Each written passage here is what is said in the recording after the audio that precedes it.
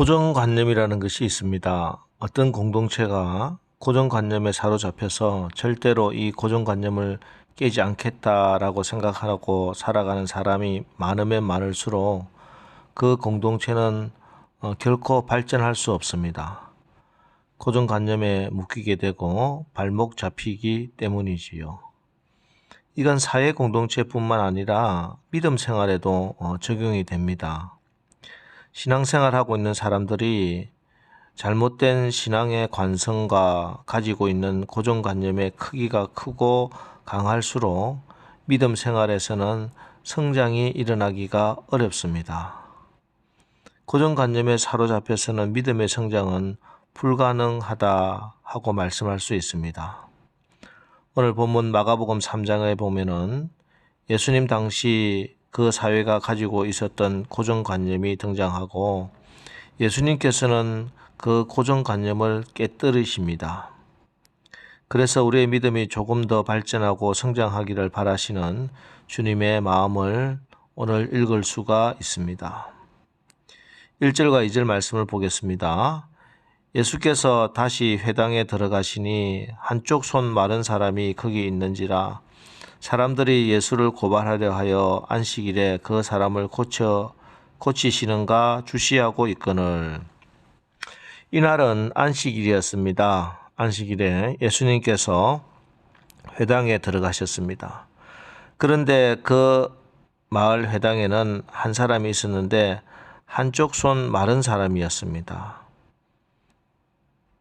이때 많은 사람들은 예수님을 주시하고 보고 있었습니다. 평소에 예수님의 성향에 따르면 어떤 병자든지 눈에 뜨이면 보시기만 하면 고쳐주셨는데 오늘도 과연 이 한쪽 손 마른 사람을 고쳐주실까 하고 주시하고 있었던 것입니다. 왜냐하면 이날은 안식일이었기 때문입니다.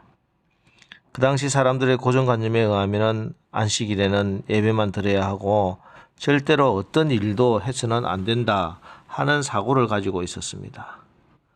그래서 사람들은 예수님께서 이 사람의 병을 고쳐주시기만 하면 유대 종교 권력가들에게 고발하겠다 준비하고 생각하고 주시하고 보고 있었던 것입니다.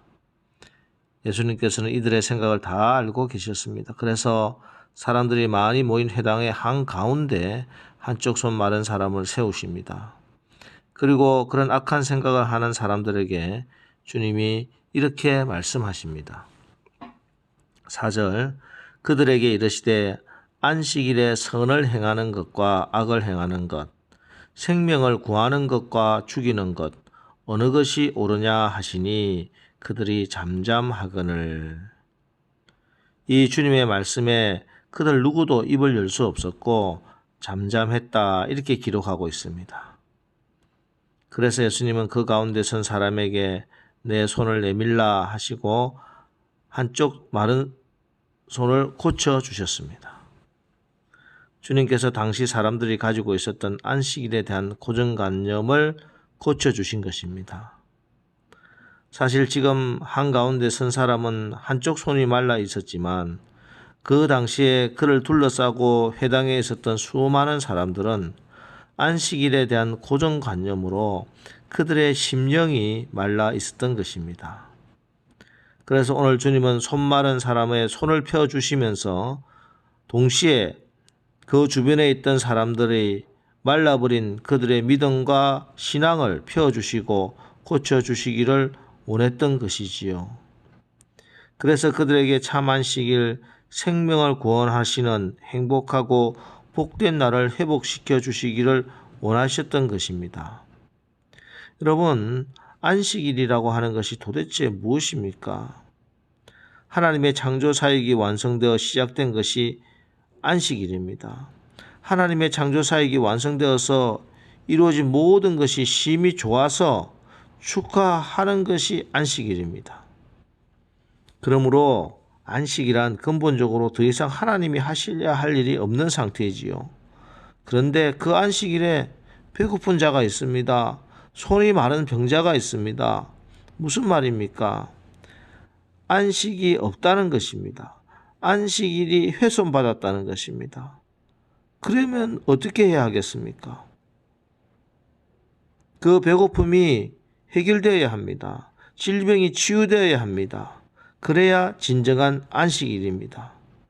그래서 안식일의 주인 되신 우리 주님은 배고픈 자에게 양식을 주시고 병든 자를 치료해 주십니다. 언제? 안식일에.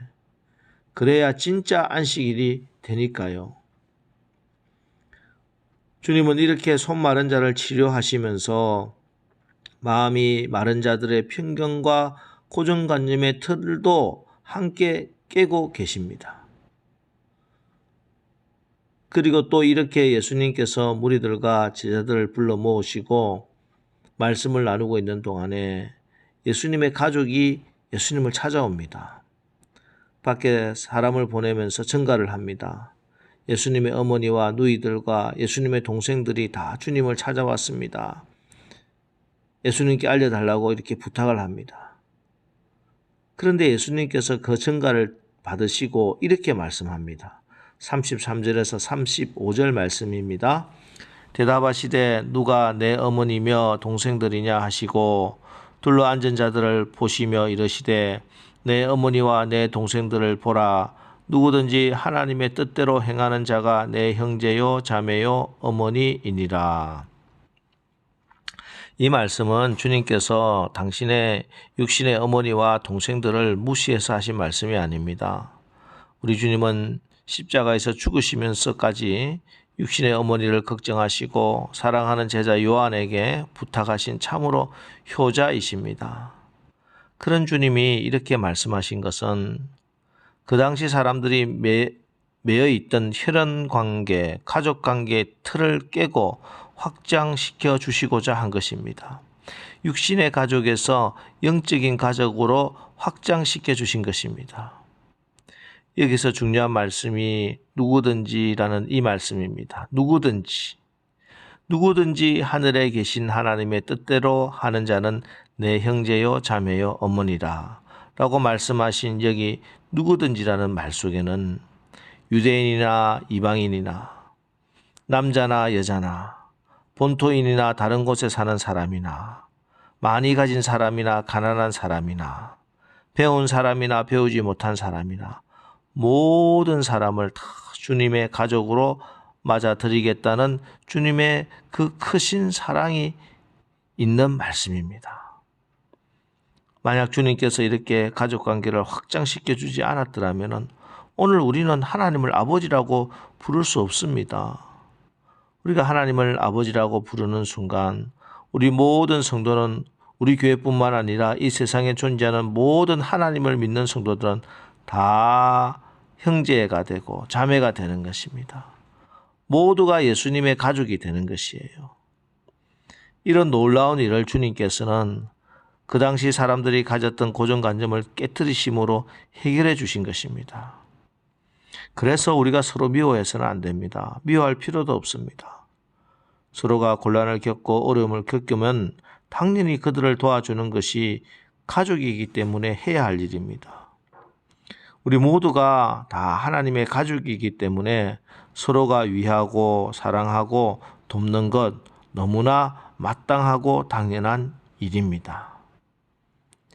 이렇게 고정관념이라고 하는 틀에 갇혀 있으면 안식일이 오히려 불행한 날이 되고 죽는 날이 되고 고정관념에 사로잡히면 사랑하고 위하고 도울 가족이 극히 제한적일 수밖에 없지만 고정관념을 깨트리면 안식일은 복된 날, 즐거운 날, 생명의 날이 되고 우리 모두가 가족이 되는 우리의 사랑이 더욱더 커지는 놀라운 특권을 누리고 행복을 누릴 수가 있습니다.